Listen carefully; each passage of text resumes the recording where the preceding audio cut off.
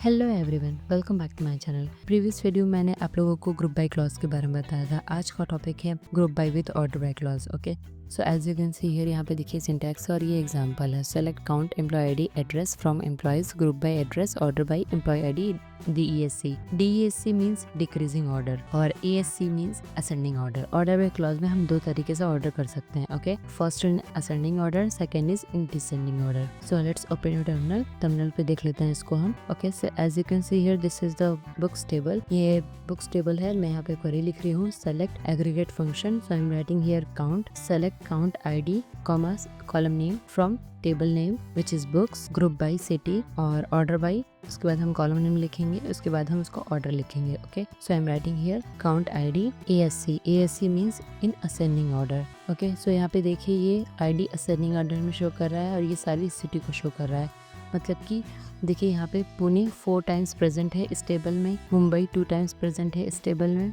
Okay, सो इस तरीके से हम ग्रुप बाय क्लॉज का यूज कर सकते हैं ऑर्डर बाय क्लॉज के साथ। Okay, so let's talk about with another example. इसको हम चेंज करके डिसेंडिंग ऑर्डर में कर देते हैं। Okay, so select count ID city from books, group by city, order by count ID in descending order DESC। Okay, DESC means descending order.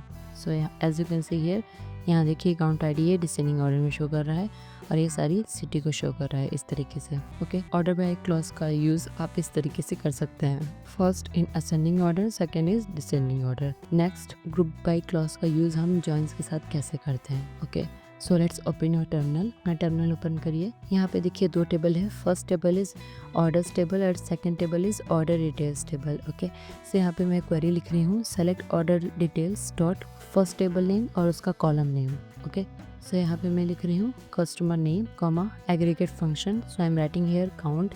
उसके बाद हम सेकंड टेबल नेम और उसका कॉलम नेम लिखेंगे। सो मैं यहाँ लिख रही हूँ orders dot order ID from orders table name, उसके बाद लेफ्ट ज्वाइन, उसके बाद table name and the table name order details on. उसके बाद हम लिखेंगे दोनों टेबल का नाम उनके कॉमन कॉलम नेम के साथ। Okay, so orders dot order ID is equal to order details dot order ID। उसके बाद हम लिखेंगे group by customer name. So as you can see here, यहाँ पे देखिए ये कस्टमर नेम शो कर रहा है और ये count orders dot order ID show कर रहा है, मतलब कि नंबर ऑफ ऑर्डर्स शो कर रहा है। सो हैरी ने कितना ऑर्डर किया है 2, इसलिए यहाँ पे 2 शो कर रहा है। ओके, अलीजा ने कितना ऑर्डर किया है 1, इस वजह से यहाँ पे ये 1 शो कर रहा है। ओके, सो इसको हम चेंज कर देते हैं। ये जो count orders dot order ID show कर रहा है, इसको हम कॉलम एलियास का यूज़ करके कॉलम का नेम चेंज कर सकते हैं। ओके, सो ये ज़्यादा रीडेबल लगेगा। So let's change it. So I am writing here query, select order details dot customer name comma count orders dot order ID as number of orders from orders, left join order details on orders dot order ID is equal to order details dot order ID